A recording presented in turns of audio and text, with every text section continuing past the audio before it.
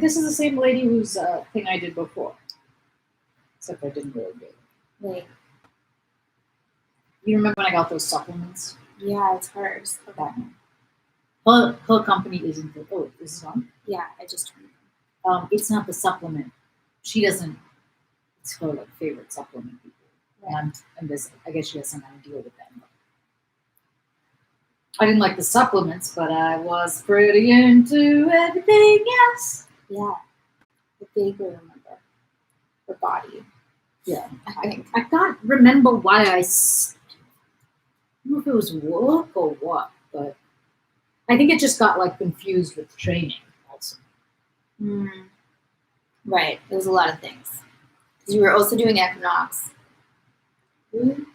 Yes, I mean I did these workouts at Equinox, but yes, it was just a lot of different things.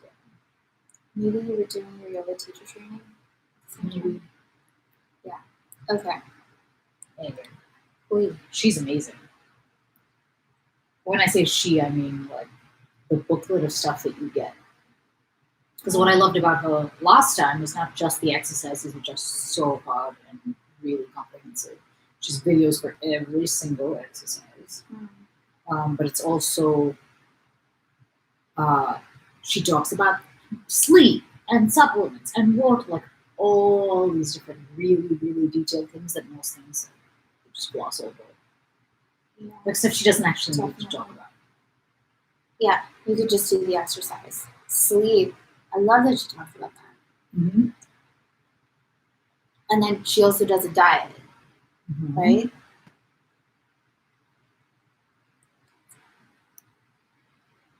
Does she go into like anxiety or anything? There's mindset sections. There is, okay. Anxiety, I don't think. I guess I more mean that. Like, so I haven't opened it, but I know that like Chris Hemsworth has an app. And I think he has a section on meditation. And I like that it's not just focusing on the body, it's also focusing on the mind. Most programs have stuff like that. Yeah. As stuff has gotten more holistic. Maybe it needs to be that. Well, I'll stick to my like half-hour cardio. I'm going to be doing this while I do cardio, which I don't know how that's going to work.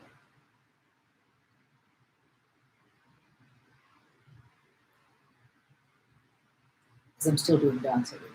Yeah. Did she talk at all about doing something else alongside it? There's like little places that it can go and stuff.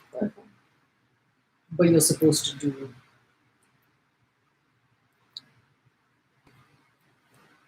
like there's some cardio bursts and stuff built into the workouts, into your whole week. I don't know. I don't think it's ideal for you to be doing like an hour of cardio every day in addition to this stuff.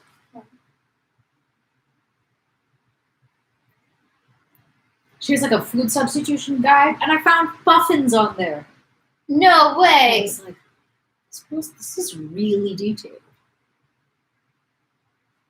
Wait, is puffins okay? I mean, I just mean it's on there. It's on there. It's listed. That's pretty extraordinary. Isn't it? Yeah. Amazon Fresh doesn't have puffins anymore.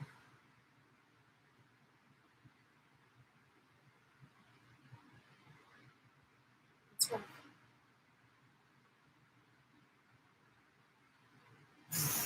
I was really thinking today. I mean, not really thinking. I had a passing thought. I was kind of like really thinking. Really thinking. I had a passing thought. I was like, I should wait in line at Trader Joe's. I should just put up an ad on Craigslist saying, I will wait in line for you. And see what people would pay me to do that. Because they sell it at Trader Joe's, right? They sell what? Puffins. Oh, yeah. Yeah. The like limit thing. I can't do, you know what the issue is for me? Standing in line and then there being a limit. You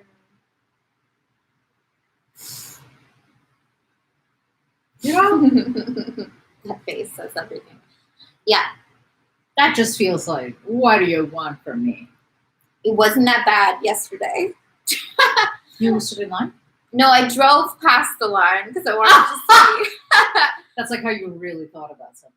Yeah, I drove past the line, and it was much better than it had been on a previous day. Yesterday. Yeah. That's weird because it was Sunday. Right? And I think the day I had tried to go, and I even stood in line, and then I was like, this is stupid. Because we didn't move in like 20 minutes. I think it was like a Tuesday afternoon or something. But I guess Sunday's an okay time to shop. Remember Aaron had some theory about how he knew what the best time of the day was? Yeah, what was the best time? 1 a.m.? I don't know, he said like 11 or some shit. I think it's probably random. Oh, this is going to be really hard.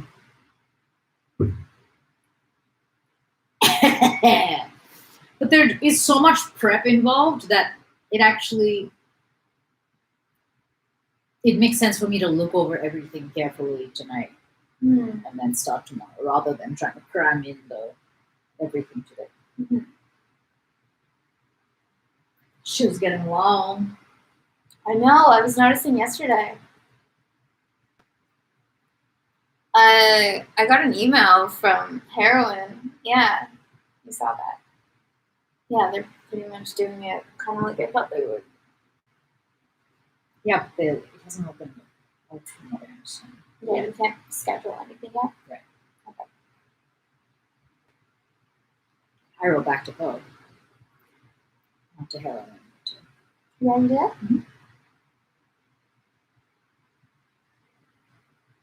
Mm-hmm. I'm not as desperate for a haircut as I like. I guess I used to get my haircut once every 9 months. Yeah. Yeah, I think so. You think so? What? I think you told me that. Yeah, until it was just the bangs that made me be like, whoa, haircut. But otherwise, I would just like let it be for ages. Yeah. I think I'm okay with my hair. I'm like, well, whatever. That's why I don't understand people who are trying to do gel manicures at home. It's like, what? Yeah, that's kind of crazy. Wouldn't you rather just not? I mean, clearly not, but. Yeah, can we all just like use this time to be okay with how our nails look? No. Why would we use this time for that? Of all the things to use this time for, I don't think that it's on people's high priority lists to be okay with what their nails are like.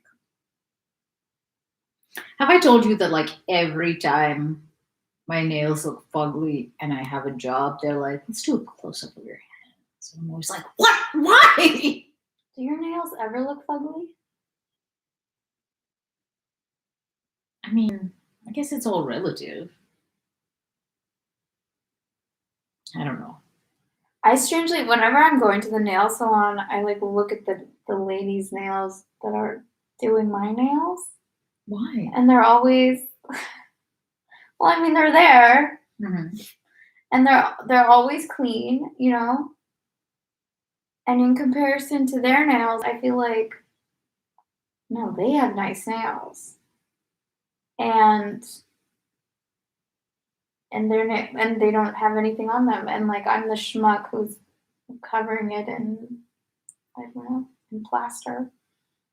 This is very confusing what you're saying. What? This makes perfect sense. Okay, maybe you didn't say it. Maybe it just feels like they think I'm an idiot to be getting my nails done. Why would they think that's their livelihood? Right. But then why don't they do it for themselves? Because they have to deal with it. Yeah, because they're like dealing with nail polish remover. And yeah, okay, that makes more sense. I guess it's just like funny to be, you know what, it's kind of like, it's like getting your hair done from someone who has like a shaved head. Is that like that? Because you cutting somebody else's hair doesn't mean anything about your hair, but you doing people's nails means you kind of can't have nice nails. Yeah. It's not the perfect metaphor. Definitely not. But it's kind of like that, where you go like, well, this person doesn't care. But were you going to get your nails done because the nail salon person cares what your nails look like? No, but it's like they're the nail experts, and they apparently don't participate in this. Yeah, but it's for a completely different reason. Yeah. That's like going to like an obstetrician and being like, but you don't have children, so like, why am I even here? I don't want to schedule my surgery.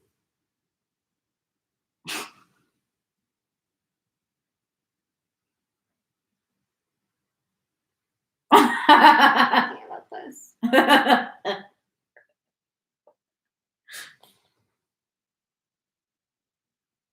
What do you think? What do you think? Okay, what if it was like, I get it. You're like, whatever. You're not like taking your cue from the person. I was thinking like, what if it was like getting your eyebrows waxed from like someone who has a brow, a uni monobrow. Would you feel weird about that? No. I wouldn't feel weird about it. I would be like, oh, how interesting. But I wouldn't think anything about what I was doing. I wouldn't be like, if she does brows and she's a unibrow, I need a unibrow. God, I just take my cues from other people so strongly. Seriously. Because I think in that situation, I'd be like, should I get a monobrow? What am I doing? It's not a monobrow. I like the monobrow better.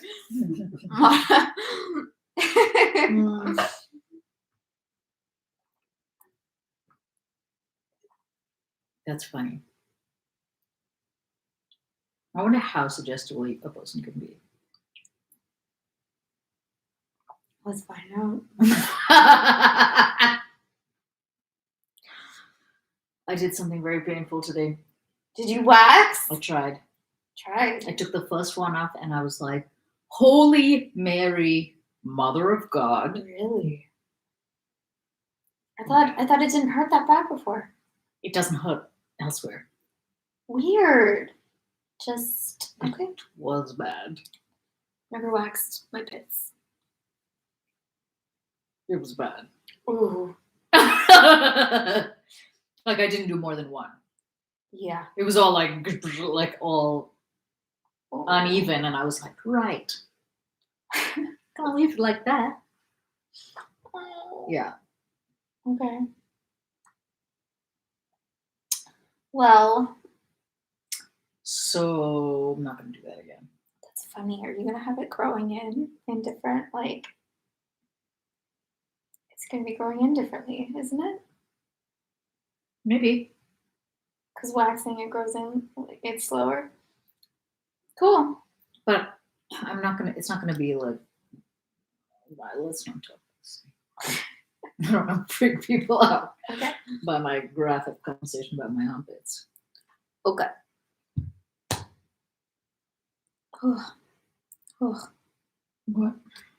Nothing. I'm just tired.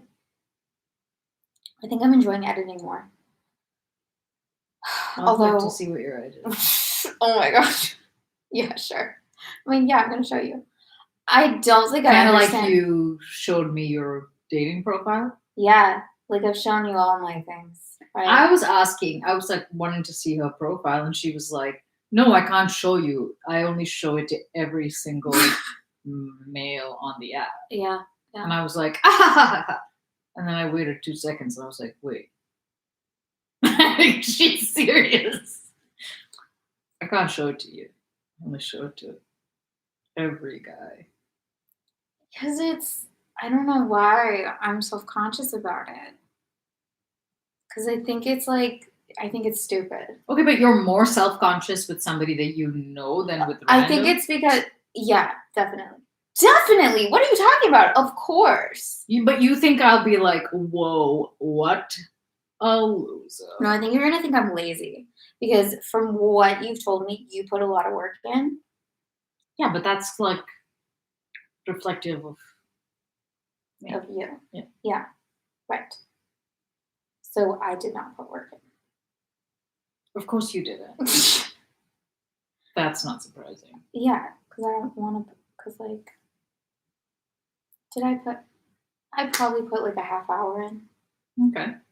which is something. Mm-hmm. I don't know. Of course, I'm self conscious with someone I know. That's so confusing.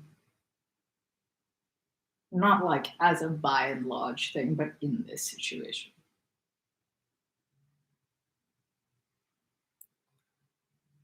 I'm also not like all in. You know what I'm saying? Like, it's very easy to download these apps. And then you're setting up your profile and you're like, sure, connect to Instagram. Great. Because that's like doing half of the work for me. And then I just have to pick the photos. Okay, fine. And then it gives you a prompt and you're like, oh, okay, fine. I'll fill this out, whatever. And you're like, okay, good enough.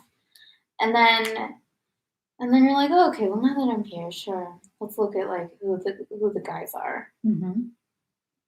And even then you can be like, sure, I'll like you. But there's like all these steps of like, it's very easy to be not really in it. Yeah, most people aren't. Yeah, Okay. of course. So, what's my point?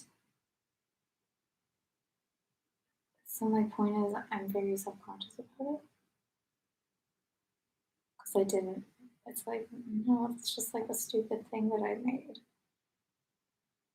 But if it's really just a stupid thing, then wouldn't you be like, oh, it doesn't reflect me? I don't think it does reflect.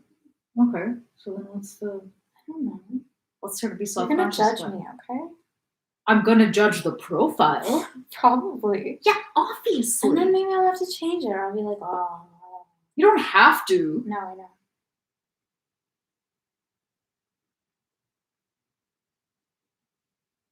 But I also told you this. I'm like really good at it. For other people too. What does that mean to be really good at it? Like, that means like being very, I think, aware of what representational options are available to you, and you're trying to create something that is supposed to reflect you somehow, which it never will entirely, and how you can like make the most out of, from a communication perspective, make the most out of what space you have. So like there's all these different pictures that it's not about finding the like 5 best pictures of you, because that's to me a wasted opportunity, because your pictures can say a shit ton about who you actually are. Yeah. So that kind of thing. Mm-hmm. You have a given amount of space and a given amount of what's it called, and I think I'm good at maximizing it, and I think I'm honest. So you think, okay, that's kind of what I mean. Like, you think it's important that the person gets like a very accurate reading of who you are from your profile? Do I think it's what? What's the question? It's important. Only if it's important to you.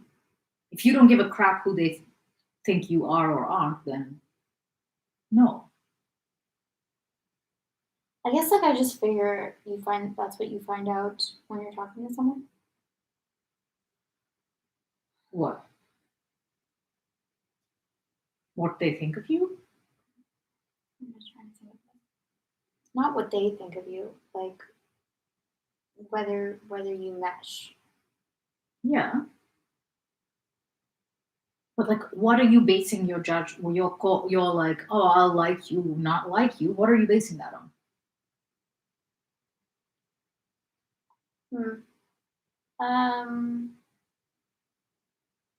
Usually if they're cute and if they say something remotely funny. I don't really know if it's very sporadic. What do you mean sporadic? Like, I don't know if I have a rule or if sometimes I'm just in the mood to like people and sometimes I'm not. Okay, what do you hope people and then will when be I'm getting from looking, yours? when I'm like looking for things to like about people, I think I'm like much more generous. Yeah. What do What you am I- hope people? See, this is just it. Okay. What do I hope people? Yeah. No. Probably that I look cute. I guess I just assume it's all based on attractiveness. Honestly, that's what I think guys are like clicking for. Some people are.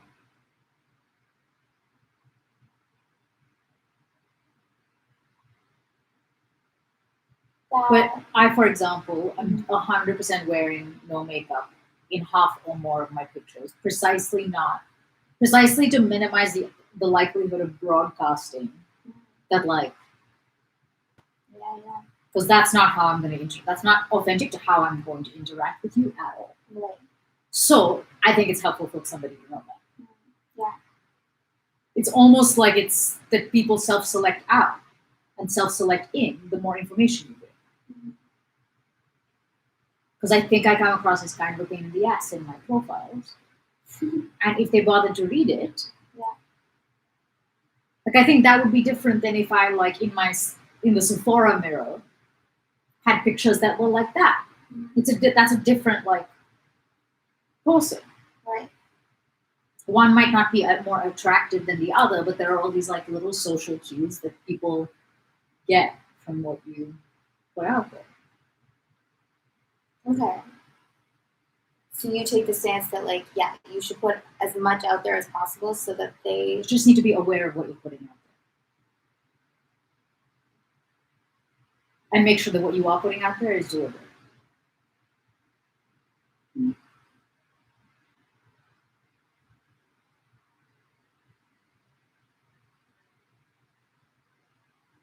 You know what I mean?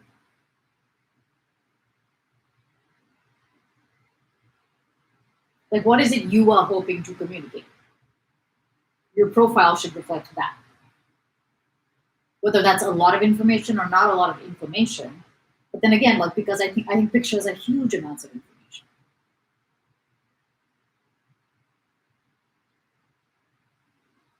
I don't know what I'm trying to get across.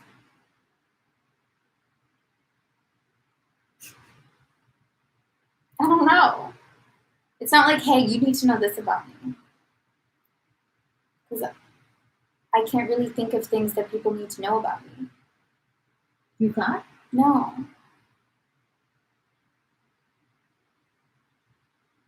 What you want someone to know about you?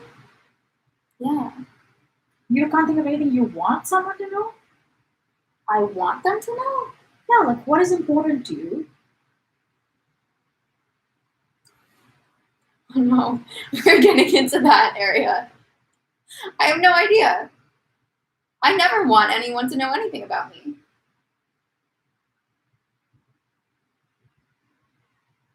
Cool.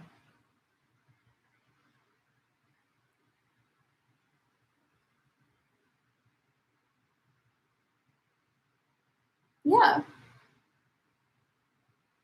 They usually pick it up along the way. And I'm not like, oh, good, now you know this about me. I'm like, oh, okay. You know that about me now. That sounds like a bad thing.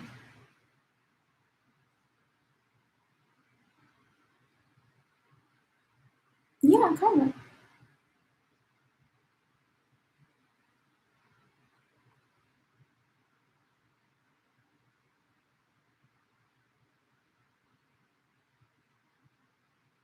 But so, for you, it's very important that people know. So you're like, what did you say? That It like, doesn't waste time. it doesn't waste time, but like, you said that like you kind of come across as like a pain in the ass. Yeah, like, I think that there are things, yeah, it's better for people to know that right off the bat. So you want people to know that. So And I don't make, I'm not, like, I don't mean that I'm making a huge show of being a pain in the No. ass. And but you're like pain in the ass. I think it's more like to do with like, I'm, like, specific and exacting. what's the thing that you're about? Is it that like you have something about favorites that you talk about? It depends on where you're talking about, Right, because right, the place that I have to think about favorites Yeah. is on OKC, where you can write like a lot Oh, of stuff yeah, and yeah. there's no real. Like, but it's things like that more that I'm thinking you mean when you Yes. say pain in the ass. It's that, yeah, you're like very opinionated, and But to me, that also, the thing about favorites also reflects a value. what value does it represent? Subjectivity. Mm.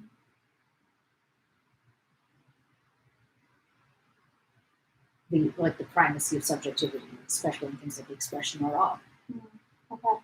rather than like a very objective, measurable, linear way of approaching something, especially like that. Yeah, yeah. Okay. And so someone should know that about you.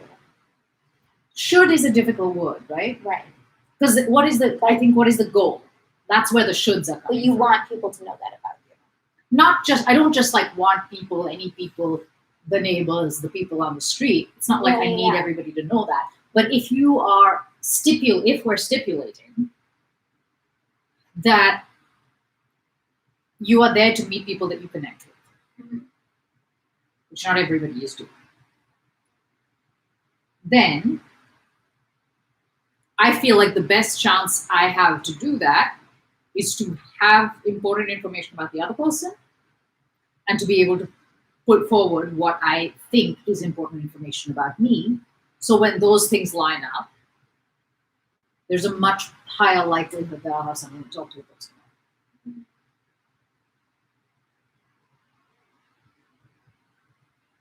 Right. Otherwise, it's literally just any dude. They're actually like reacting to you. Yeah. And so then there's a foundation for the conversation. Yes. Yeah. So like, I don't really want super conservative people to be messaging me, just because by and large, I don't think it's going to go that great.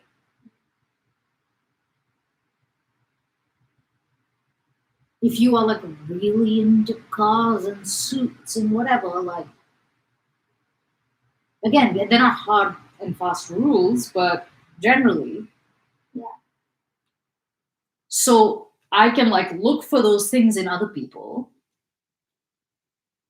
which is one of the reasons I like swipe left on the dead fish thing, right?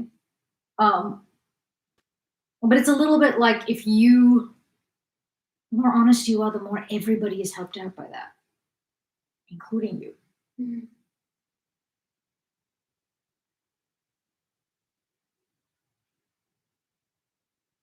Otherwise, it's just like a bunch of people in the dark walking around without any of the lights on.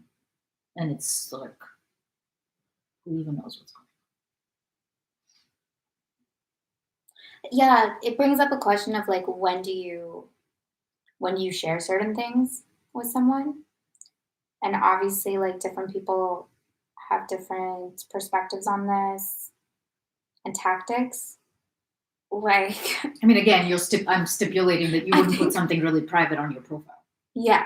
I think like most people take the tactic of like looking really good on the outside. And then once they're hooked, then Yeah. you show the crazy. Yeah, I hate that. Mhm. I hate that. And usually you can smell it. At least I can. Mm. But I spot that in profiles. That to me is a thing now that I'm like, Mm. Okay. or if they do go to the right, it's like I have it very clearly in my head that this is like a stupid thing. Yeah, that also makes sense then that you would be so that you would read profiles, like you would really scrutinize them. Yeah, I mean, I don't know about scrutinize. I do read them. Yeah, it seems like to me you like really pay attention to like everything that's said or shown, whereas I kind of like will just take like an overall vibe. So But that's how I process also the world. yeah, Like, it's not just the way I look at profiles. right, yeah. Hmm.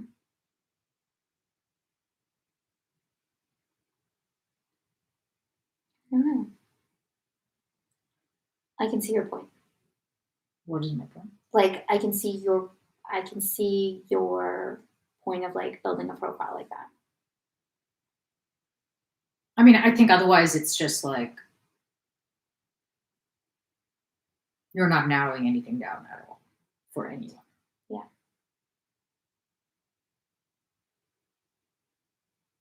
So you're not attempting to curate anything about what's happening. Mm. So it could literally just. I mean, it still could literally be anyone, but.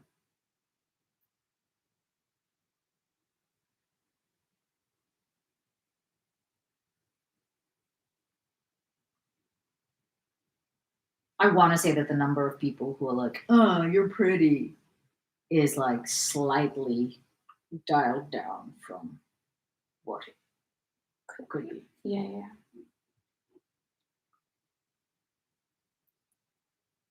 Mm-hmm. When I asked that guy, why do all British people say they're British in their profiles? Yeah. He was like, why do all vegans say they're vegan in their profile?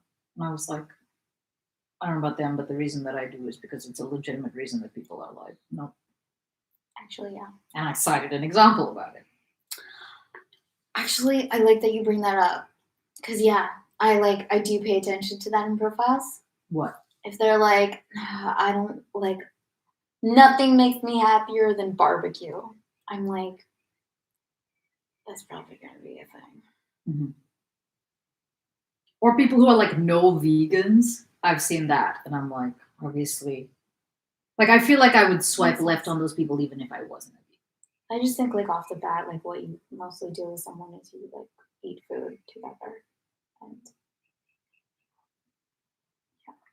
Some people care and other people don't. I care too. I don't really want to like watch someone eat a steak.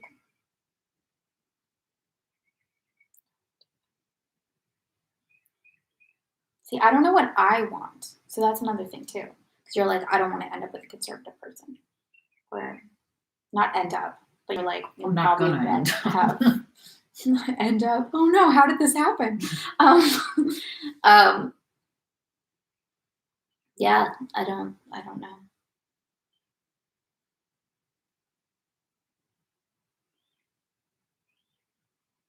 So I don't know what someone should know about me.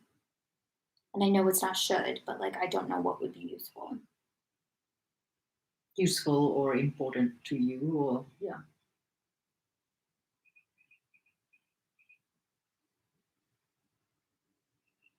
Like, I'm not sure if I put that I don't. No, I think I do put that I don't drink. But that's another thing. If someone's got alcoholic beverages in more than in two already, it's a bit much for me. If you're saying 2 out of 5 or whatever. More than that, like, probably not. And like some people, I genuinely think don't think about that stuff. And are like, oh, these are pictures of me out. But they look like an alcoholic. And again, it only matters if they happen to not be, and somebody looks at it and is getting that from it and is like, no.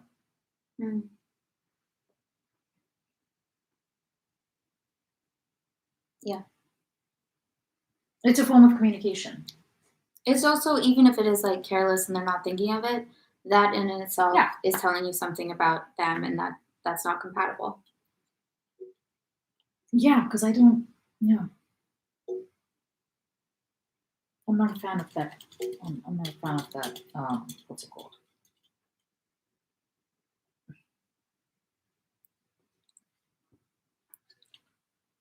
I do not know. But it also it depends on what you're trying to do here. What am I trying to do here? What are you trying to do here? I don't know. I wonder if anyone is having some romance story during this time. Of course they are. Oh my God. So more and more I'm like, that's hard. What's hard? Like, I just can't stay engaged. Like, how does someone fall in love online? just inviting and talking to one another, and he gets me. You know, like chat room loves. Mm-hmm. How does that happen?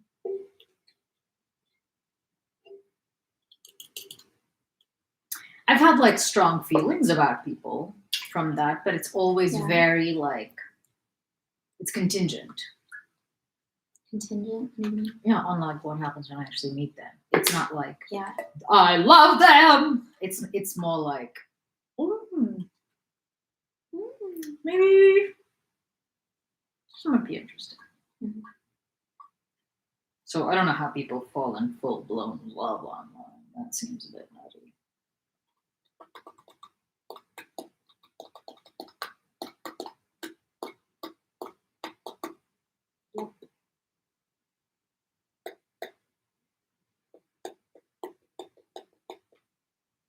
I don't know if I love dating.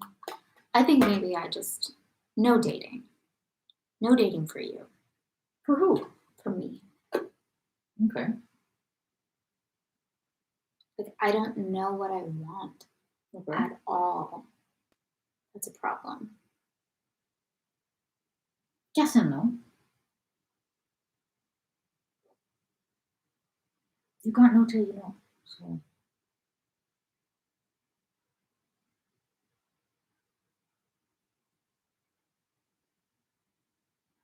Mm-hmm. it's the only thing you can really do at the end of the day. It's the same shit all the time, which is be honest. Mm. That's what my profile would be then.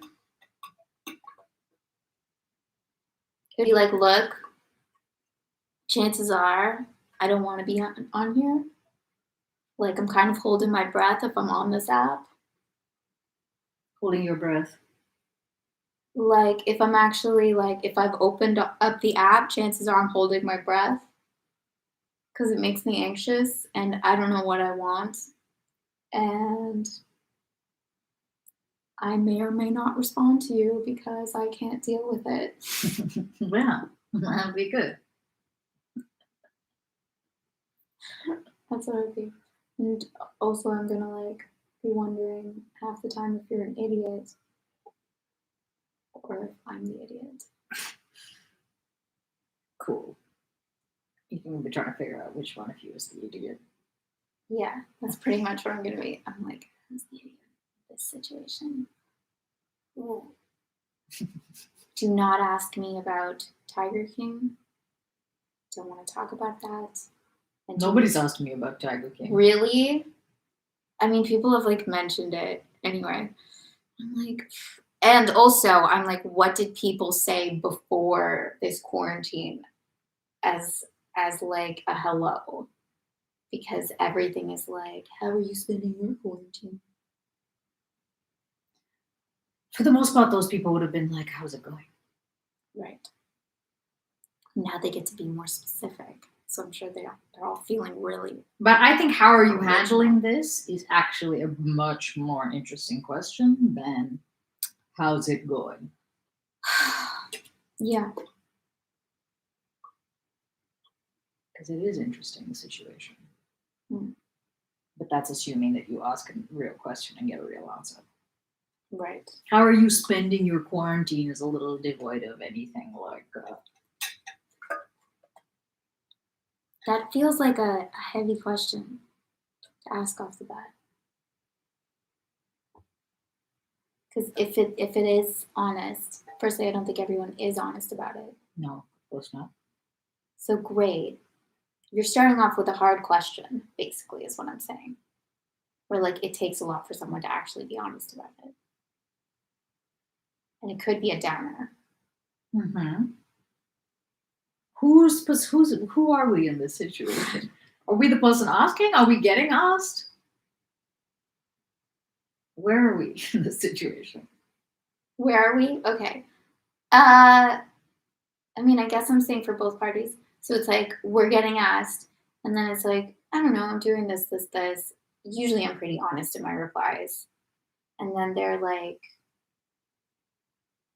they can be kind of vague.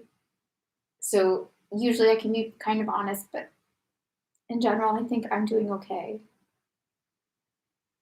as opposed to some other people who might be like, yeah, I'm starting all these hobbies or things like that. I just don't know what to believe. And I also think, like, yeah, people don't want to, I don't know. Like, if people are depressed, they don't want to be like, yeah, actually, I've been really depressed. Where do I go from there?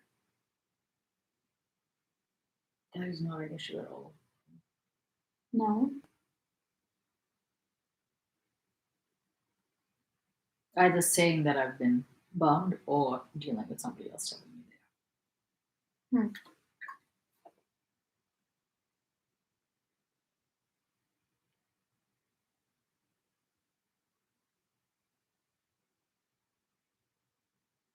But that, I think, is like, that's a helpful thing, because asking hard questions right off the bat is really, for me, not that I always do it, but is a really good way to weed people out.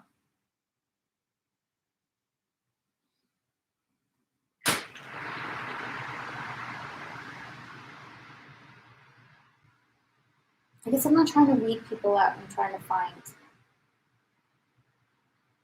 I don't know what I'm trying to find. I'm not like imagining a cluttered garden. If your app is not cluttered, great. That's great.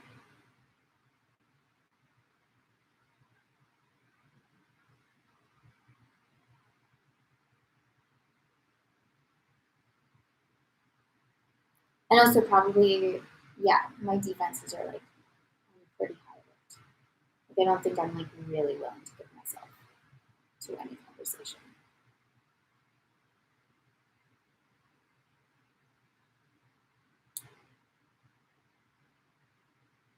So then that very quickly determines where any conversation will Right. go. Yeah.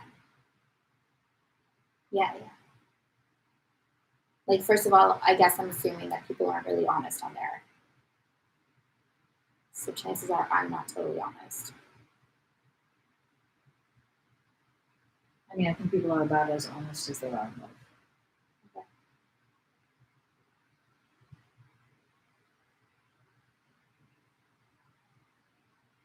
I don't know, and I'm still thrown by, like, I've never met this person. And so it feels stupid to, like, get sucked into just, like, text messages. I don't know what I'm getting sucked into. There's no, like, overall vision of this person. Maybe that makes me very afraid that, like, I'll get, like, an unclear image in my head that isn't actually what's there. That's why I prefer when there's more information in this podcast.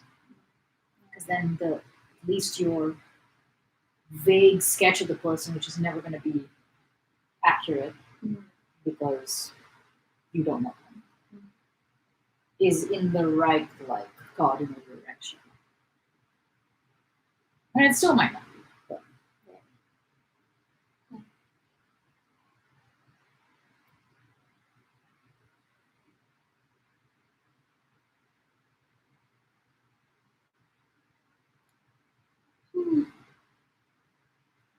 It's a weird thing. Do you want to read? Yeah. You're in the background? Yeah, I am. Just wondering why you're sitting up so. Right. I think I might sleep in this from now on. Imagine. Okay.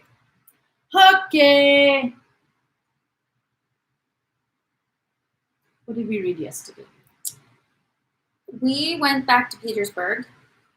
Yes. And Helena died. Oh yeah. Of angina pectoris. Pectorisis? Yes. What is angina? It's like Anxiety. She was anxious? I don't know. I only know what Petersburg says. Right. We met Nicholas again at the very end, Oh yeah, that's right. but what happened in between those two things? Yeah, like Petersburg was just hearing about what was going on. Parties. Yeah, there was like parties, and then they heard that Moscow was taken, and Vasily was like, "Ugh, Kutuzov, I hate him. Yes. How could he betray Russia like that?" People are not into Kutuzov already. And the emperor was horrified. Someone told the emperor. Right, right. And he was like, I'm sorry, what? And I don't know. Not that much happened. Yeah, they were short chapters. I think. And Nicholas, Yeah, I'm trying to think what Nicholas was doing. he was sent off on some errand. I can't remember now. He's at a party, and they're all quite taken by him. There's nobody there that could even, for a second, vie for position with Nicholas Rostov. Yeah. And he's hitting on some guy's wife. Yeah, overtly. Overtly. Yeah. He's hitting on some guy's wife. How old is Nicholas? I don't know. I think like 24. What do you think? Yeah. I mean, this is all. We could probably calculate. Right. That's probably about right.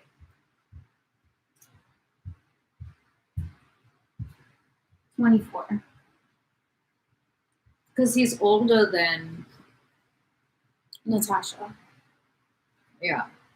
I don't know. I'm having a really hard time, as you can probably tell by the fact that I keep guessing that every grown man is Andrew's son. I can't tell like how much time has passed.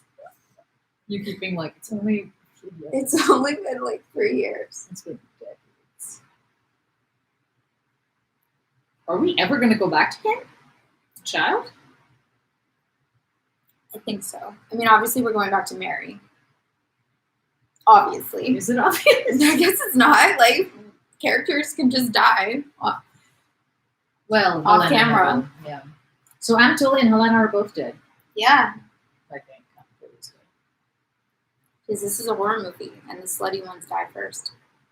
That's what you get for being slutty. Yeah, I think that's it. Is that a thing that the slutty ones die first? Yeah. If two people have sex in a horror movie, they're gonna die. That's fine. I thought it was just the people of color. I mean, that too.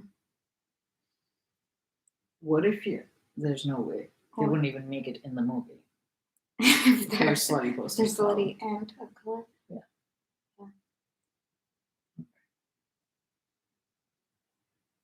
We are on chapter 5 of book 12, and that is what is happening. Nicholas sat. I was thinking about horror movies now. You know what I was thinking of? You know, like A Quiet Place? I was trying to think if they have sex at all. Remember that was the only movie that we I think that's the only movie we've ever watched together. Maybe. Movie, yeah. Oh, we tried to watch. I love that movie.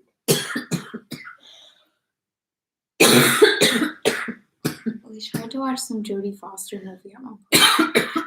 Yeah, I love that movie. Yeah. Can't believe you didn't finish it. I know. What's wrong with me? It's one of my favorite movies. So good.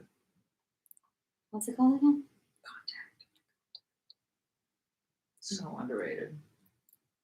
Okay.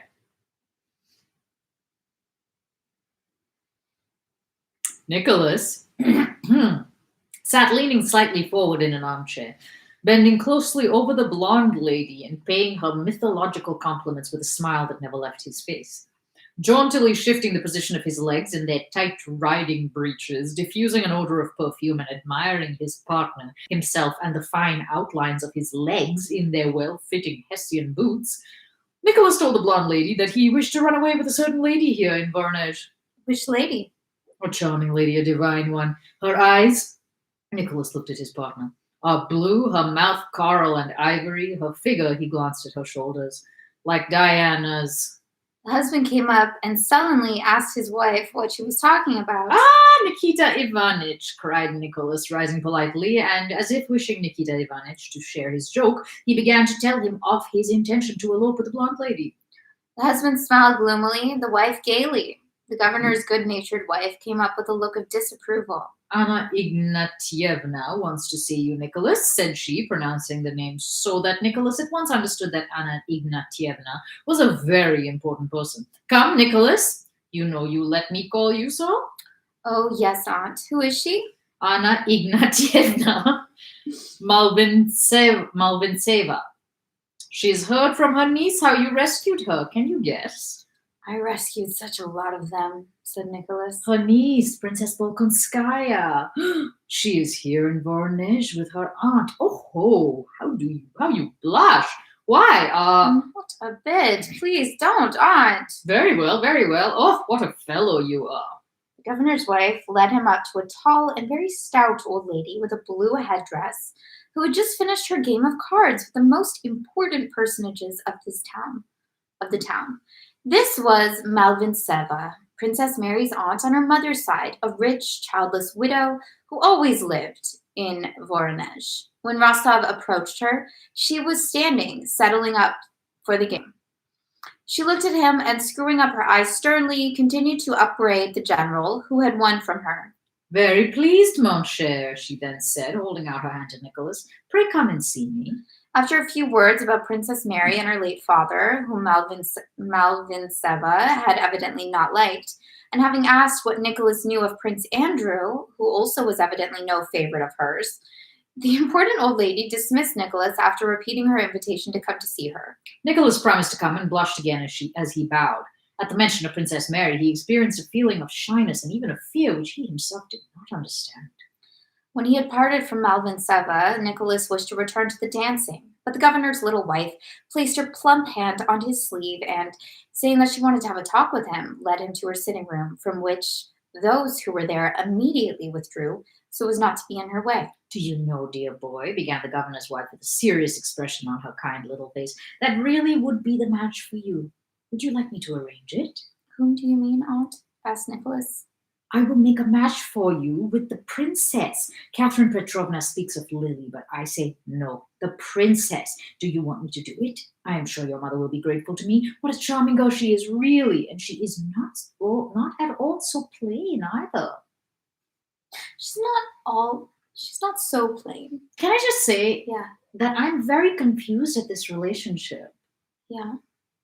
And I get that it's okay to be confused, but I'm beyond that.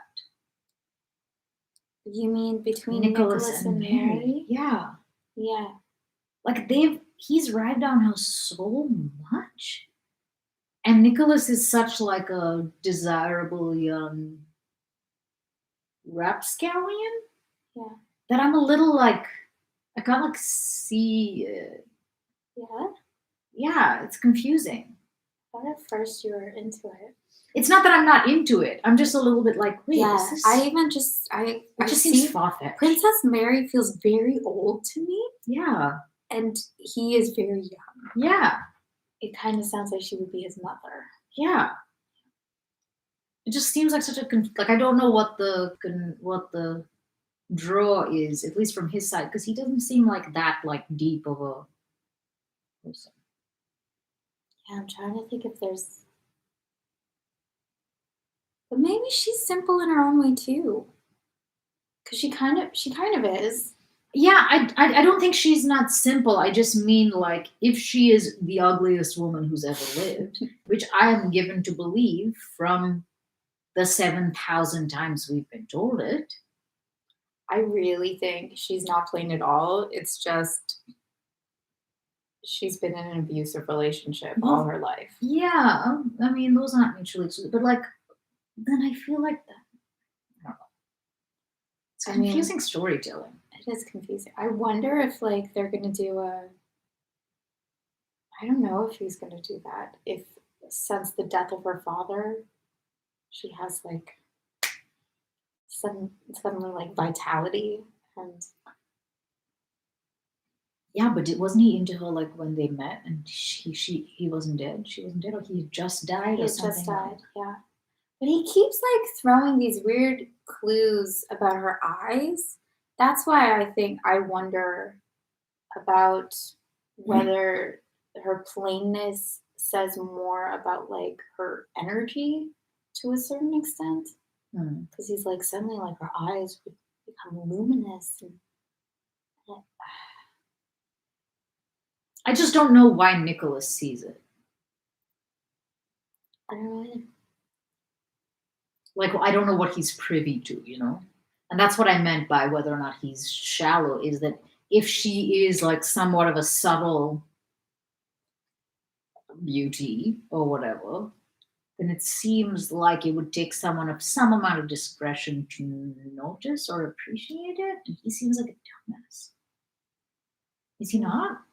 I kind of confuse him with Anatoly, frankly. Oh, yeah? Yeah. Why do I think he's not Anatoly? I think he's just a good boy. I think he's very sheltered and very sweet. Holding with Sonia, you think he's Yeah, like, because he's sheltered. He's like, oh, okay. But he wasn't. He was Thanks like, for- I need to hang out with prostitutes. Yeah. That's why I think he's sweet, because I think he's like, oh, you mean I don't have to keep the engagement? Okay, cool. I'll go off and I'll sleep with some other women. Thanks. And wasn't he also the one? Yeah, right. He got like talked into that card game. Like, I just think he's endlessly naive.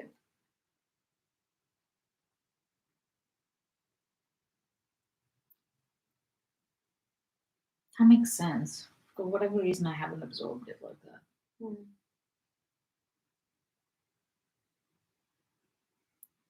I think he's innocent. I don't think, yeah. Like, I'm a little like defensive Hmm. towards him. I'm a little like, you back away. I don't know. Yeah. Like, it might be because of this, I'm extrapolating stuff from the fact that he's like hitting on the governor's wife and is like to me, Right. that's very ballsy. It is actually. And okay. You're also saying like, oh, it's kind of exactly like Anatoly, and you think that there's going to be a repeat. No, I haven't Oh. even gotten that far. I'm like, wait, what is his basis for liking Mary, frankly? Yeah. Because I can see how Mary, the way they talked about Mary's like love for Anatoly was a little clearer. Like, I at least got where she was coming from. I kind of don't get where Nicholas is even coming from. I think it's the situation. It's like how they met. Okay. That is so romantic to them both. Her father had just died. She was such a damsel in distress. Right. And then he got to be this like brave hero. I don't even quite remember what he did. He forced the the people to give her horses and shit. Right. Yeah. She like went in front of them and tried to talk to them. She's like, "You can come with us." No, we're not doing that. Yeah. Yeah, that's right. So I kind of think it's like the fantasy of like who they got to be at that first encounter. Have they even seen each other since then? No, right? No, they just met once. But then have they been writing letters or there's something happened, right? I don't Just making think this so. Okay. I don't think so. And also I can kind of see this that like Nicholas is very innocent, and I can see him being very taken by Mary's vulnerability in that moment. Yeah, that makes sense. That makes sense. Okay.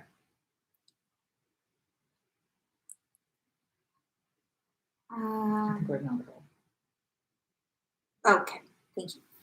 Not at all, replied Nicholas, as if offended at the idea. As befits a soldier aunt, I don't force myself on anyone or refuse anything, he said, before he had time to consider what he was saying. Well, then, remember this is not a joke. Of course not.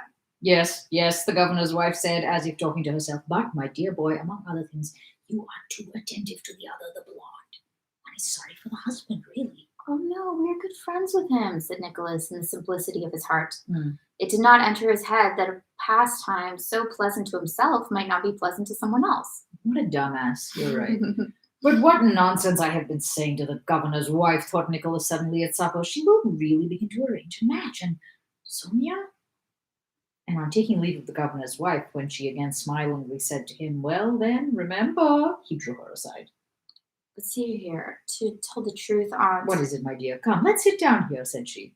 Nicholas suddenly felt a desire and need to tell his most intimate thoughts, which he would not have told to his mother, his sister, or his friend, to this woman who was almost a stranger.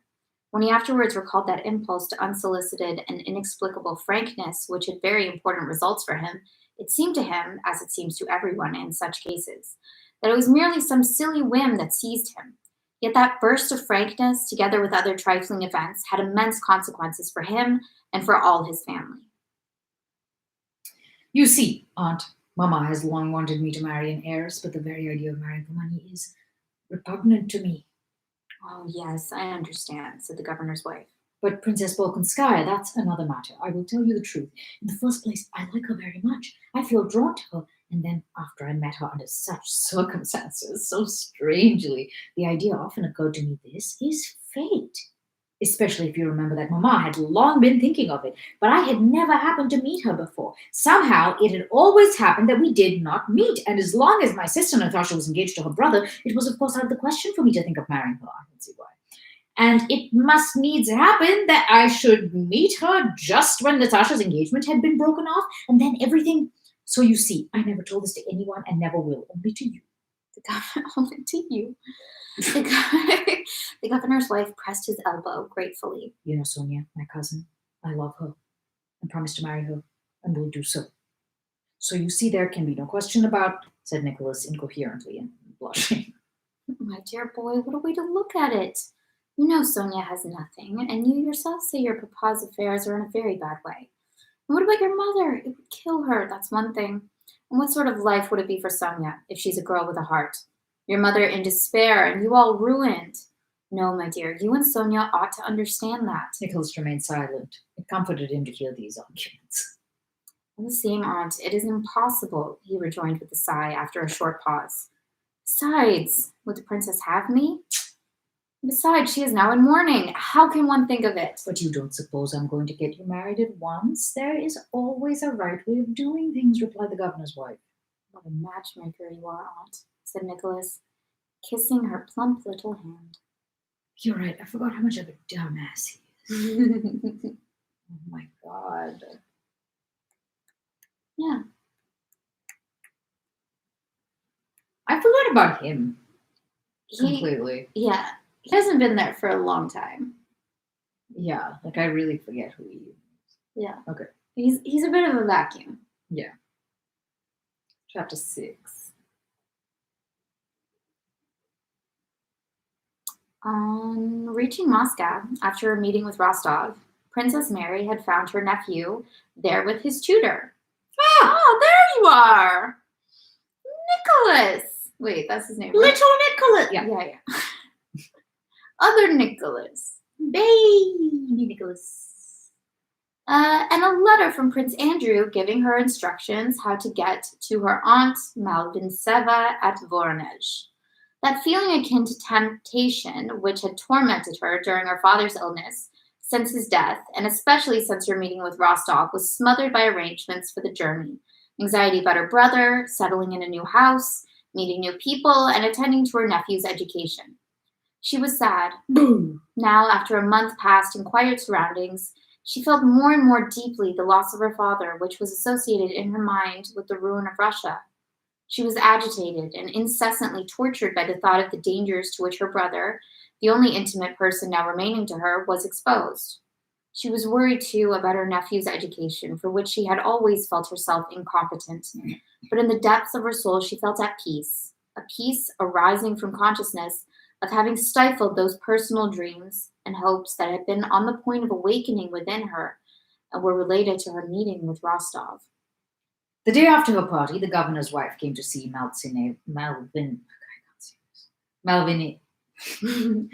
Malvintseva, and, after discussing her plan with the aunt, remarked that though under present circumstances a formal betrothal, quite the opposite, was of course not to be thought of, all the same the young people might be brought together and could get to know one another. Malvintseva expressed approval, and the governor's wife began to speak of Rostov in Mary's presence, praising him and telling how he had blushed when Princess Mary's name was mentioned, but Princess Mary experienced a painful rather than a joyful feeling. Her mental tranquility was destroyed, and desires, doubts, self-reproach, and hopes reawoke. He's dead. What's the point? Why is she still doing this? I don't know. She has to suffer. The internalized parent. During the 2 days that elapsed before Rostov called, Princess Mary continually thought of how she ought to behave to him. First, she decided not to come to the drawing room when he called to see her aunt, that it would not be proper for her in her deep mourning to receive visitors. Then she thought this would be rude after what he had done for her. Then it occurred to her that her aunt and the governor's wife had intentions concerning herself and Rostov. Their looks and words at times seemed to confirm this position. Then she told herself that only she, with her sinful nature, could think this was of them. They could not forget that, situated as she was, while still wearing deep mourning, such matchmaking would be an insult to her and to her father's memory. Assuming that she did go down to see him, Princess Mary imagined the words he would say to her and what she would say to him, and these words sometimes seemed undeservedly cold and meant to mean too much. More than anything, she feared lest the confusion she felt might overwhelm her and betray her as soon as she saw him. But when on Sunday after church the footman announced in the drawing room that Count Rostov had called, the princess showed no confusion, only a slight blush suffused her cheeks, and her eyes lit up with a new and radiant light. "You've met him, aunt," said she in a calm voice, unable herself to understand that she could be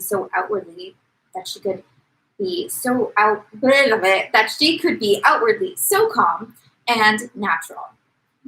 When Rostov entered the room, the princess dropped her eyes for an instant as if to give the visitor time to greet her aunt. And then, just as Nicholas turned to her, she raised her head and met his look with shining eyes. With a movement full of dignity and grace, she half rose with a smile of pleasure, held out her slender, delicate hand to him, and began to speak in a voice in which, for the first time, new, deeply womanly notes vibrated. Womanly notes. Mademoiselle Bourrienne, she better run. Oh, she better. She better fucking run and hide. I'm not messing around. Back off, Bourrienne. Seriously. If she fucking spoils this, I'm gonna scream. Yeah.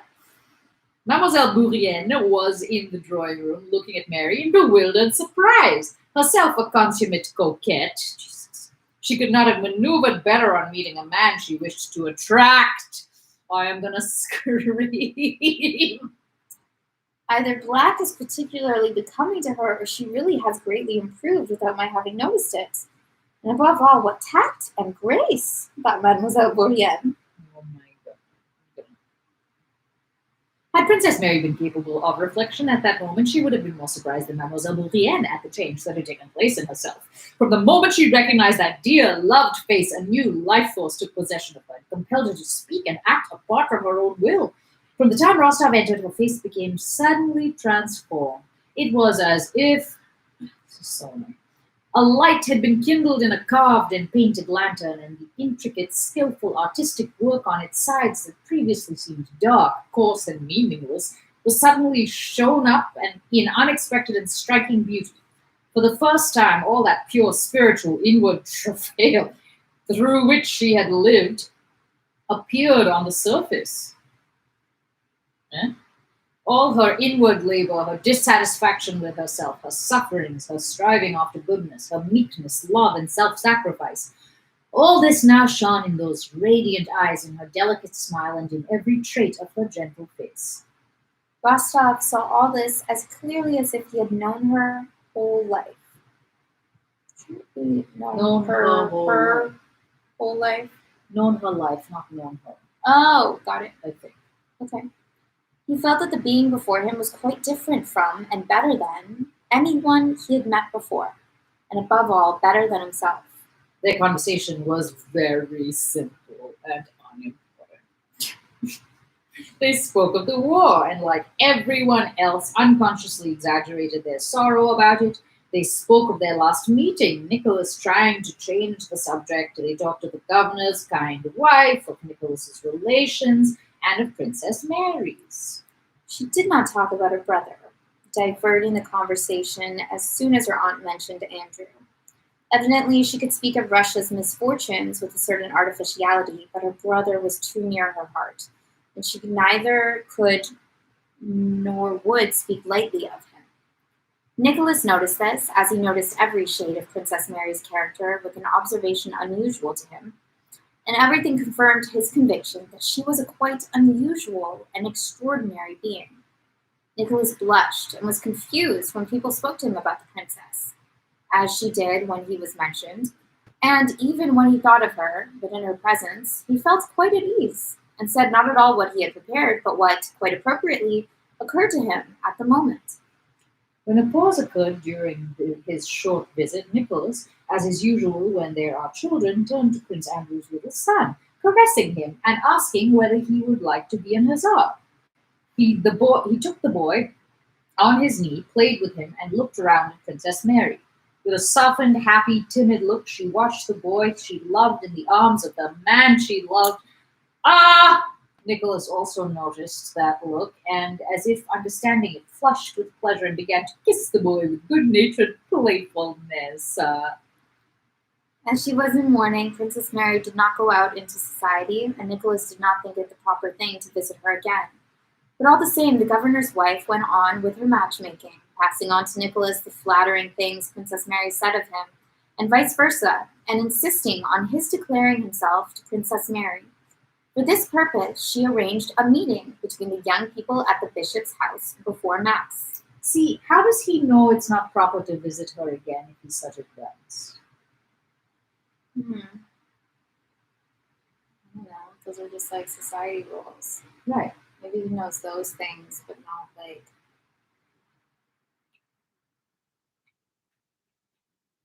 emotional intelligence. Okay. Like it seems like he doesn't really know his effect on people.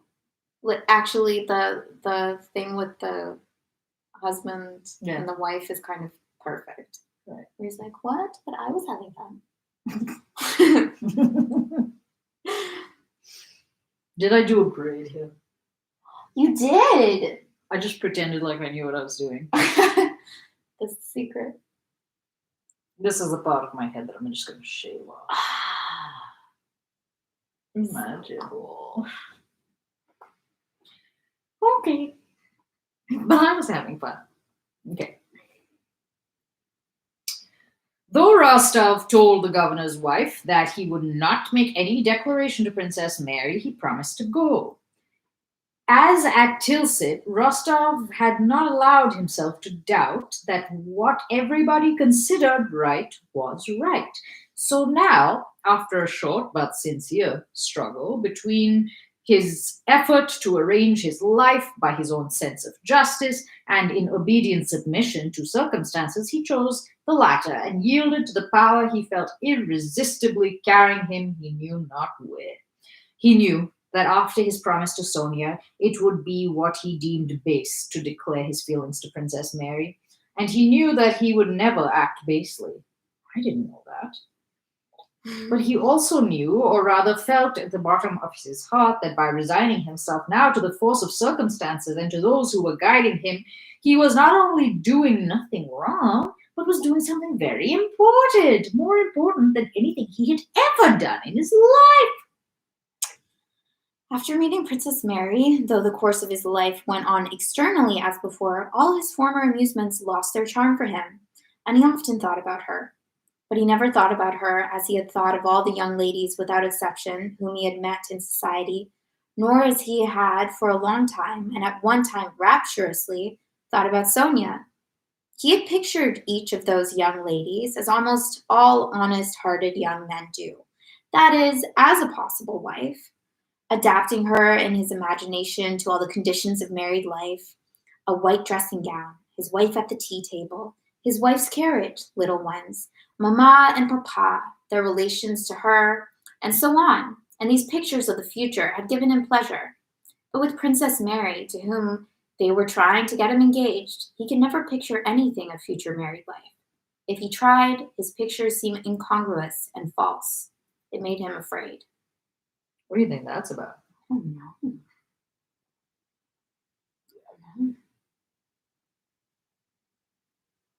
Um,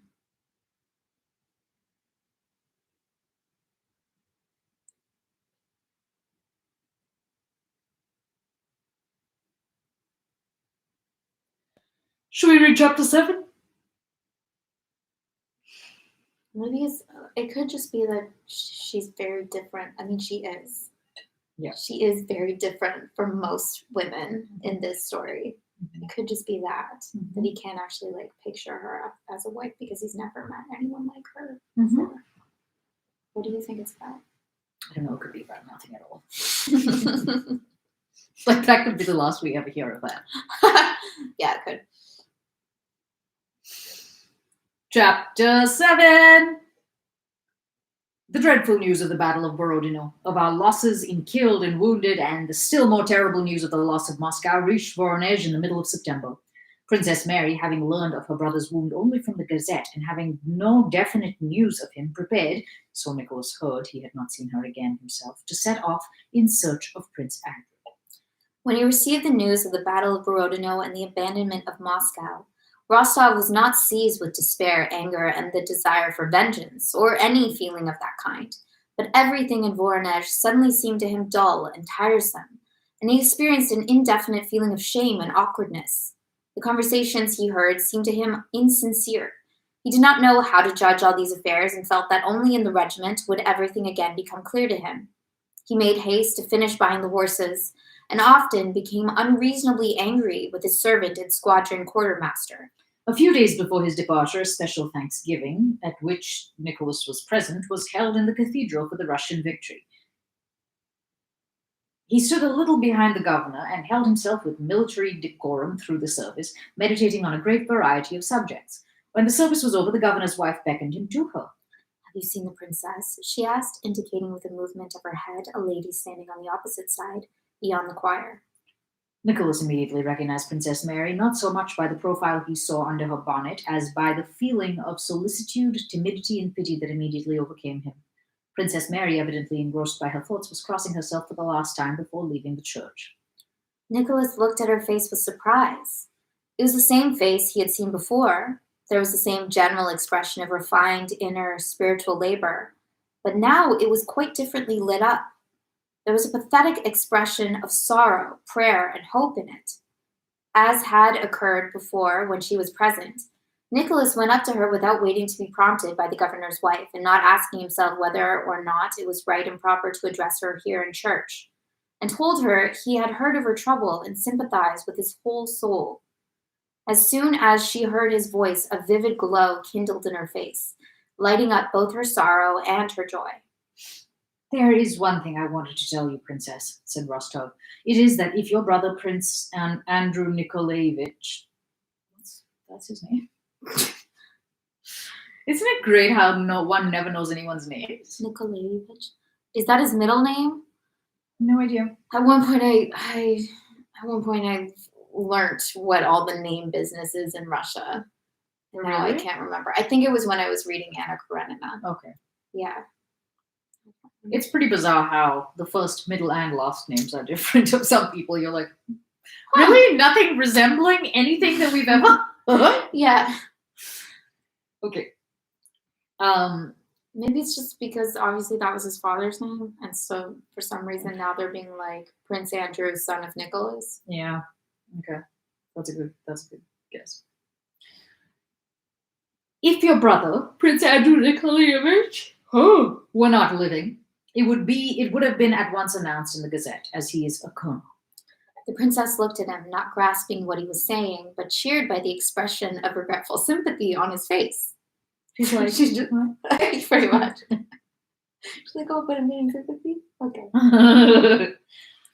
And I have known so many cases of a splinter wound, the Gazette said it was a shell, either proving fatal at once or being very slight, continued Nicholas. We must hope for the best, and I am sure. Princess Mary interrupted him. Oh, that would be so dread.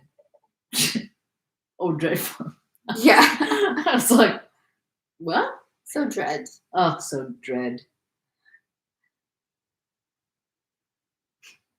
She began, and prevented by agitation from finishing, she bent her head with a movement as graceful as everything she did in his presence, and looking up at him gratefully went out.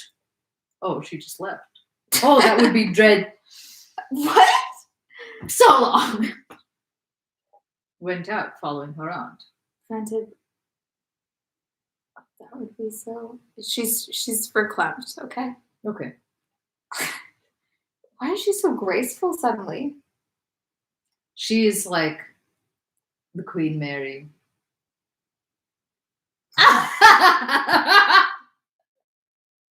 There it is.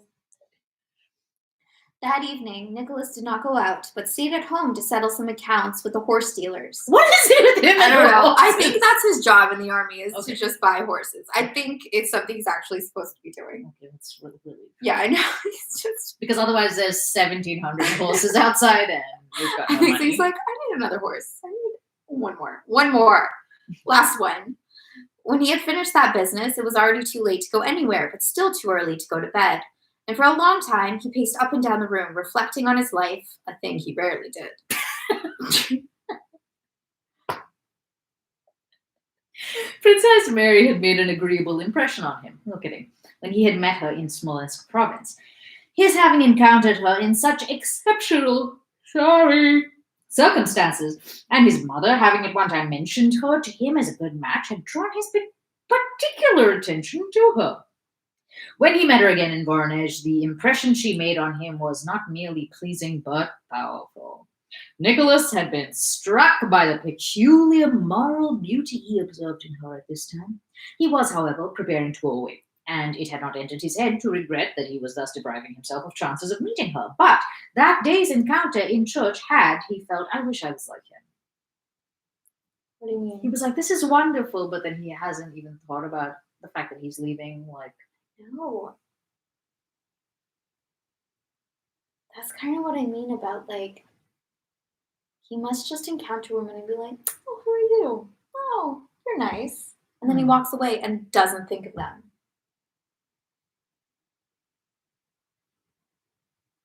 like, you think that's a thing that's just about women? Or for some reason, I could see, like, in that same way, like, that's how he has those little, like, fantasies about them being his wife. Because he doesn't really, they don't really affect him. They're just like, they're there and then they're not. This is stressful. Okay. But that day's encounter in church had, he felt, sunk deeper than was desirable for his peace of mind. That pale, sad, refined face, that radiant look, those gentle, graceful gestures, and especially the deep and tender sorrow expressed in all her features, agitated him and evoked his sympathy. In men, Rostov could not bear to see the expression of a higher spiritual life. What? What? What does that even mean? I don't know. So he's like, fuck you, pastor. Like, just to every. What? Okay. He couldn't bear it. That was why he did not like Prince Andrew. And he referred to it contemptuously as philosophy and dreaminess. But in Princess Mary, that very sorrow which revealed the depth of a whole spiritual world foreign to him was an irresistible attraction. Oh, so she's just the first religious girl he's ever met. Ah, that's it. It might be the Virgin Mary thing, seriously. She must be a wonderful woman. A real angel, he said to himself. Why am I not free? Why was I in such a hurry with Sonia? You really won't.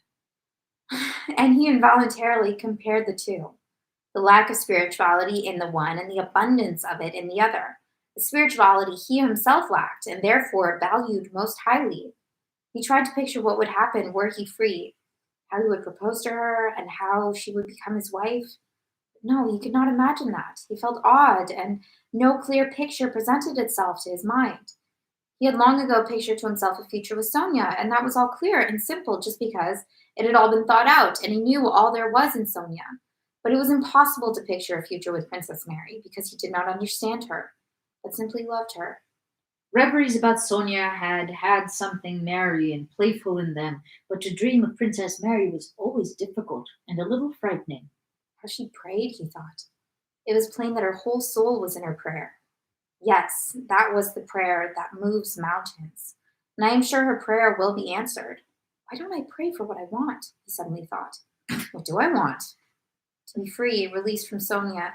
She was right, he thought, remembering what the governor's wife had said.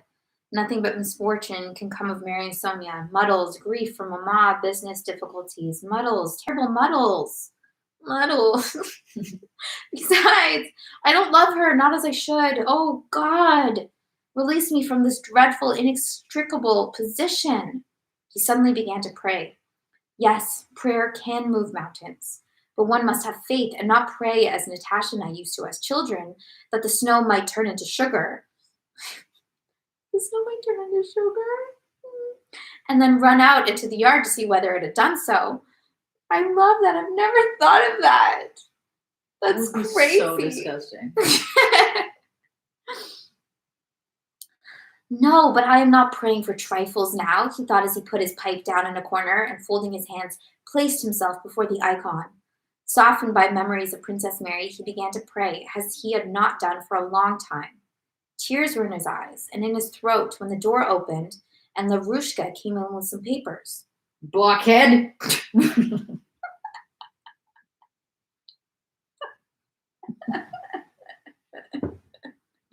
That's so good.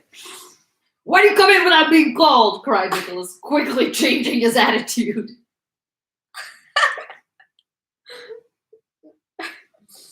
Nice praying. From the governor, said Lavrusha in a sleepy voice. A courier has arrived, and there's a letter for you. Well, all right, thanks. You can go. Nicholas took the two letters, one of which was from his mother and the other from Sonia. He recognized them by the handwriting and opened Sonia's first. He had read only a few lines when he turned pale, and his eyes opened wide with fear and joy. No! It's not possible! He cried aloud.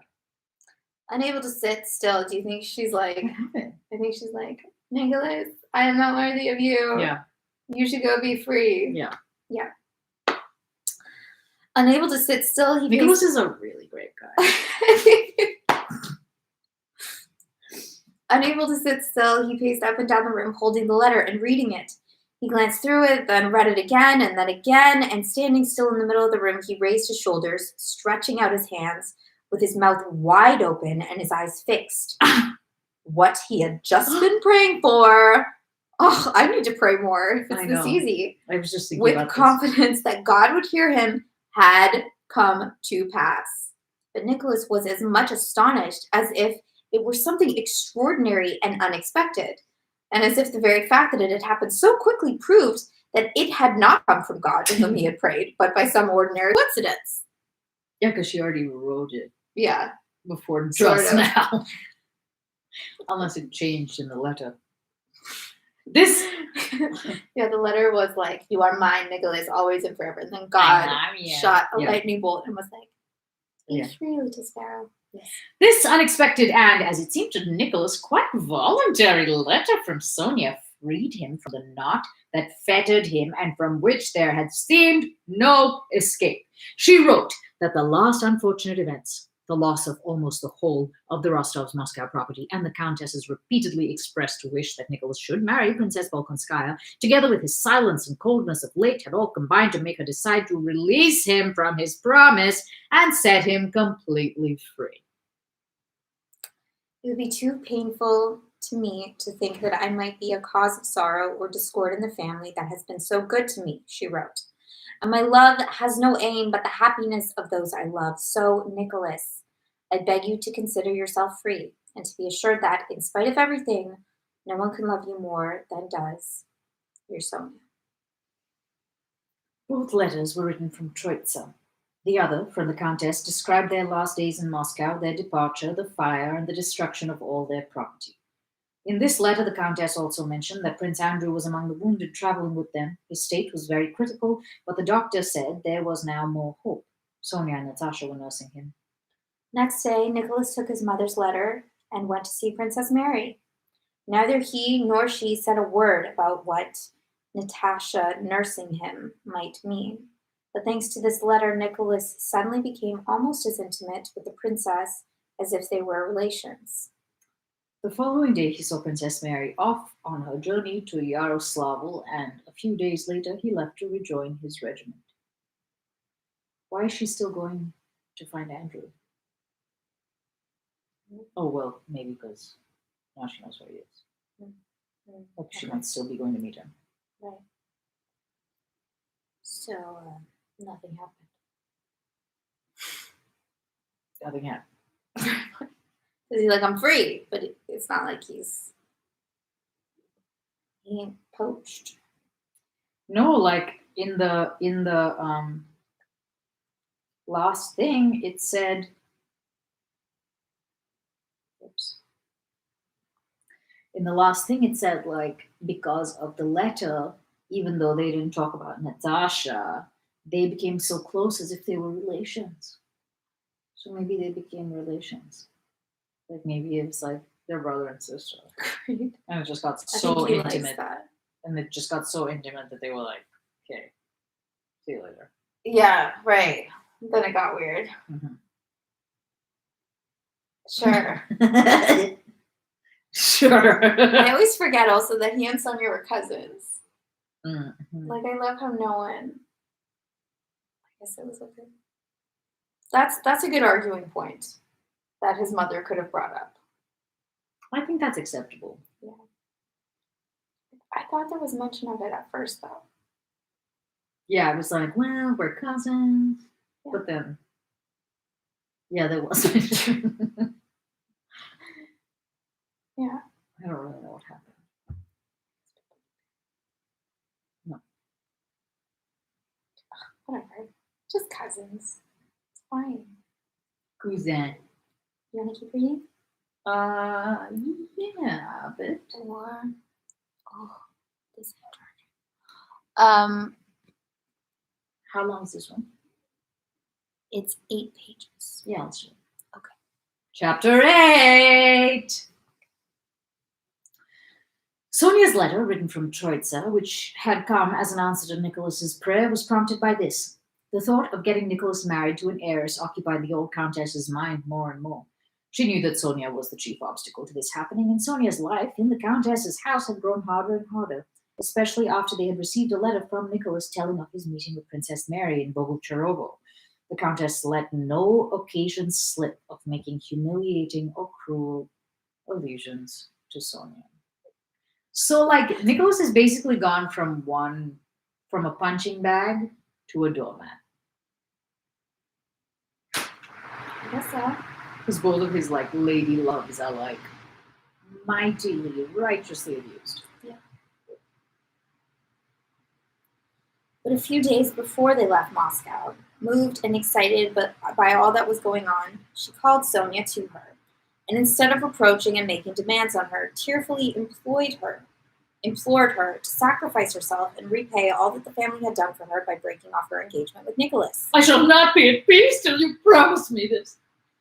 Sonia burst into hysterical tears and replied through her sobs that she would do anything and was prepared for anything, but gave no actual promise and could not bring herself to decide to do what was demanded of her. She must sacrifice herself for the family that had reared and brought her up. To sacrifice herself for others was Sonia's habit. Her position in the house was such that only by sacrifice could she show her worth, and she was accustomed to this and loved doing it. But in all her former acts of self-sacrifice, she had been happily conscious that they raised her in her own esteem and in that of others. and so made her more worthy of Nicholas, whom she loved more than anything in the world. But now they wanted her to sacrifice the very thing that constituted the whole reward for her self-sacrifice and the whole meaning of her life.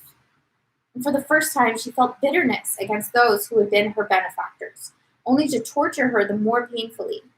She felt jealous of Natasha, who had never experienced anything of this sort, had never needed to sacrifice herself, but made others sacrifice themselves for her, and yet was beloved by everybody. And for the first time, Sonia felt that out of her pure, quiet love for Nicholas, a passionate feeling was beginning to grow up, which was stronger than principle, virtue, or religion. Under the influence of this feeling, Sonia, whose life of dependence had taught her involuntarily to be secretive, having answered the Countess in vague general terms, avoided talking with her, and resolved to wait till she should see Nicholas, not in order to set him free, but on the contrary, at that meeting, to bind him to her forever. The bustle and terror of Rostov's last days in Moscow stifled the gloomy thoughts that oppressed Sonia. She was glad to find escape from them in practical activity. But when she heard of Prince Andrew's presence in their house, despite her sincere pity for him and for Natasha, she was seized by a joyful and superstitious feeling that God did not intend her to be separated from Nicholas. She knew that Natasha loved no one but Prince Andrew and had never ceased to love him. Interesting. She knew that being thrown together again under such terrible circumstances, they would again fall in love with one another, and that Nicholas would then not be able to marry Princess Mary, as they would be within the prohibited degrees of affinity. I guess cousins aren't in those prohibited degrees. Yeah. Despite all the terror of what had happened during those last days and during the first days of their journey, this feeling that Providence was intervening in her personal affairs cheered Sonia. So they can't both marry. Oh, Plot twist. seriously. At the Troitsa monastery, the Rostovs first broke their journey for a whole day. 3 large rooms were assigned to them in the monastery hostelry. Interesting. One of which was occupied by Prince Andrew. The wounded man was much better that day, and Natasha was sitting with him. In the next room sat the Count and Countess, respectfully conversing with the prior, who was calling on them as old acquaintances and benefactors of the monastery. Sonia was there too, tormented by curiosity as to what Princess Andrew. I keep saying calling Princess Andrew. For what Prince Andrew and Natasha were talking about. She heard the sound of their voices through the door. That door opened and Natasha came out looking excited. Not noticing the monk who had risen to greet her and was drawing back the wide sleeve on his right arm, she went up to Sonia and took her hand. Natasha, what are you about? Come here, said the Countess. Natasha went up to the monk for his blessing, and he advised her to pray for aid to God and his saint. As soon as the prior withdrew, Natasha took her friend by the hand and went with her to the unoccupied room. Sonia, will he live? She asked. Sonia, how happy I am, and how unhappy. Sonia, Davi, everything is as it used to be. If only he lives, he cannot, because of... And Natasha burst into tears. Yes, I knew it. Thank God, murmured Sonia. He will live. Sonia was not less agitated than her friend by the latter's fear and grief and by her own personal feelings, which she shared with no one. Sobbing, she kissed and comforted Natasha. If only he lives, she thought. Having wept, talked, and wiped away their tears, the two friends went together to Prince Andrew's door. Natasha opened it cautiously and glanced into the room, Sonia standing beside her at the half-open door. Prince Andrew was lying raised high on 3 pillows. His pale face was calm, his eyes closed, and they could see his regular breathing.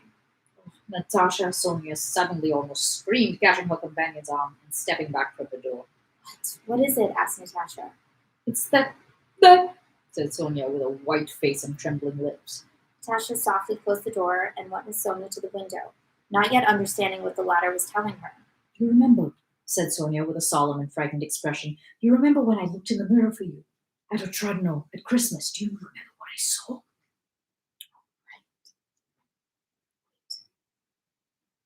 I just remember red and blue. Yes, yes, cried Natasha, opening her eyes wide and vaguely recalling that Sonia had told her something about Prince Andrew, whom she had seen lying down. You remember? Sonia went on. I saw it then and told everybody, you and Dunyasha. I saw it lying on a bed, said she, making a gesture with her hand and a lifted finger at each detail, and that he had his eyes closed and was covered just with a pink quilt, and that his hands were folded, she concluded, convincing herself that the details she had just seen were exactly what she had seen in the mirror.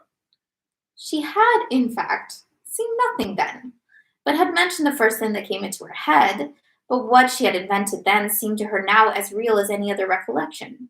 She not only remembered what she had then said, that he turned to look at her and smiled and was covered with something red, but was firmly convinced that she had then seen and said that he was covered with a pink quilt and that his eyes were closed. Yes, yes, it really was pink, cried Natasha, who now thought she too remembered the word pink being used, and saw in this the most extraordinary and mysterious part of the prediction. What does it mean? She added meditatively. Oh, I don't know. It is also strange, replied Sonia, clutching at her head. A few minutes later, what does it mean? I don't know. A few minutes later, Prince Andrew rang and Natasha went to him. But Sonia, feeling unusually excited and touched, remained at the window thinking about the strangeness of what had occurred. They had an opportunity that day to send letters to the army, and the Countess was writing to her son. Sonia, said the Countess, raising her eyes from her letter as her niece passed. Sonia, won't you write to Nicholas? She spoke in a soft, tremulous voice, and in the weary eyes that looked over her spectacles, Sonia read all that the Countess meant to convey with these words. Those eyes expressed entreaty, shame at having to ask, fear of a refusal, and readiness for relentless hatred Okay. in case of such refusal. Sonia went up to the Countess and, kneeling down, kissed her hand. Yes, Mamma, I will write, said she. Sonia was softened, excited, and touched by all that had occurred that day, especially by the mysterious fulfillment she had just seen of her vision. Now that she knew that the renewal of Natasha's relations with Prince Andrew would prevent Nicholas from marrying Princess Mary, she was joyfully conscious of a return of that self-sacrificing spirit in which she was accustomed to live and loved to live. So, with a joyful consciousness of performing a magnanimous deed, interrupted several times by the tears that dimmed her velvety black eyes, she wrote that touching letter, the arrival of which so amazed Nicholas.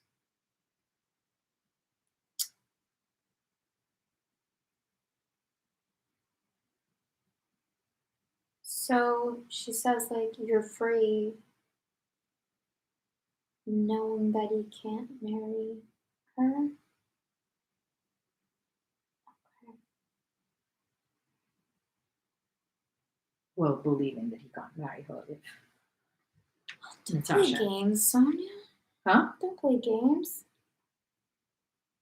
I don't know if she's playing the game so much as like letting something play out that's, you know, Yes, so. like she's still doing. That's going to backfire on you, though. Maybe. You don't think so? I think nothing. What's going to happen? What's going to happen? I think they're both actually going to get married. Yeah. Both couples. And then they're going to have to burn in a fire of incest. Because they're all going to be in incest. Why is that not okay? That's not incest, though. It's incest. It's not, though. It's just by marriage. Why isn't that okay? Is that okay? No! No? Of course it's okay. Wait, but I'm actually thinking about this because there must be. That would mean that their children would. Wait. Would be. Their children would be cousins. And also. Wait, what would they be? They'd be double cousins. Just double cousins? That's it. They'd be cousins on their father and their mother's side. Oh, okay. So that's fine. Oh, so it's fine. Just do what you want, guys. I know, but clearly it's really not acceptable in this world. Yeah. So weird. But I thought this world is very strange. I don't understand the rules. Where apparently you can get divorced if you just like blindside. You can't, because she quietly died. Probably because she wanted to get divorced. Your hair's really long. When I lean forward. It's long. We're like Tom Hanks over here. Both of us. I forgot what his name. I don't think it was important. About the rules of the society is what you were talking Oh, yeah. Yeah. Cousins is okay. Cousins Divorce is okay. But brother, sister, not. Wait, no, who got divorced? Seriously. Imagine if Sonia was just. Sonia just thinks it's a taboo thing that can't happen. So she's like, oh, okay, go for it. And then she's going to find out later, no, it's totally fine. Of course it's fine. And she'll be like, wait, but. That's not a thing. Sonia, that's not a thing. Yeah. And she's like, my.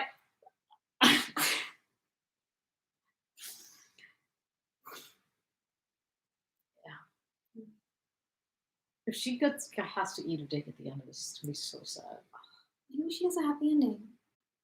I think that would be a happy ending. That's right. It's like she loved sacrificing. She was just so lame. Yeah. Who's Sonia gonna end up with? I don't know. Okay. Sonia might end up with Brienne. I would like that. Would you? Yeah. Turns out she's a lesbian. Who's a lesbian? Sonia. Okay. I know you didn't say you thought so. Do you? Can you physically hunch with that? Because it looks like you can. Yep. But Maybe it it's just not makes tight it enough. uncomfortable? Yeah, but maybe it's not tight enough. I'm wearing a posture harness. She's wearing a harness. I think it reminds me. She's first wearing a of all. saddle. Yeah, pretty much. It's a little backpack. Maybe it needs to be tighter. Not try to slouch. I mean, I can definitely slouch, but I'm more aware of it. Interesting.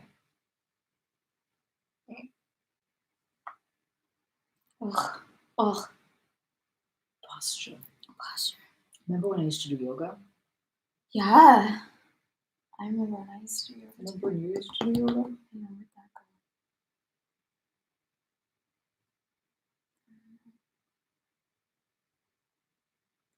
go? Just want someone to massage under here. Under your rib cage? Yeah. You know what got targeted to me on Instagram that I was like, no, this cannot be real. It's a pen that zaps you. I didn't buy it, okay. But it's a pen, it's called Zenify, and it's a pen that zaps you, and it's supposed to replicate acupuncture. Really? So like it was just like videos of people like applying the pen and going, ah. Really? They're like, ah! Well, there's no sound, but there's kind of a whoo. I don't know if it's just like laser therapy. It might not be. What do you mean zap? Wait, can I find it? Almost definitely, because both of our phones have heard us discuss it now. Should it just show up? Oh, it's gonna.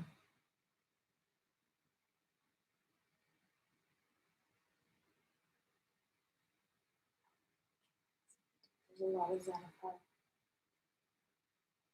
Zenify drinks.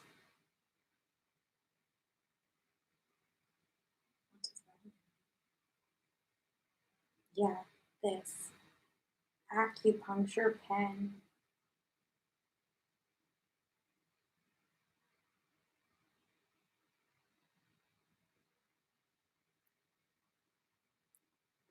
Can't find a video.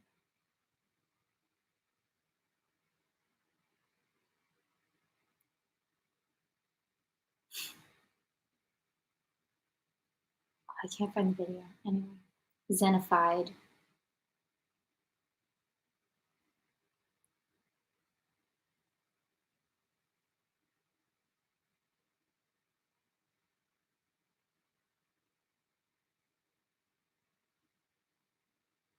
So all those people can't go to their acupuncturist now. So they need acupuncture at home. For sure they do. Listen, I love acupuncture. Mm-hmm. I want a pen. You probably just use a regular pen. I'll just learn. Imagine.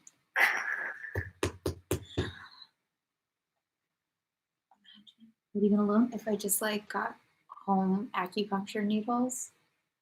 And I was like, I'm sure this is fine. Ray has put them in by himself. Really? I was like, wow, it's very trusting. Yeah. Okay. Okay. Goodbye. Goodbye. Goodbye.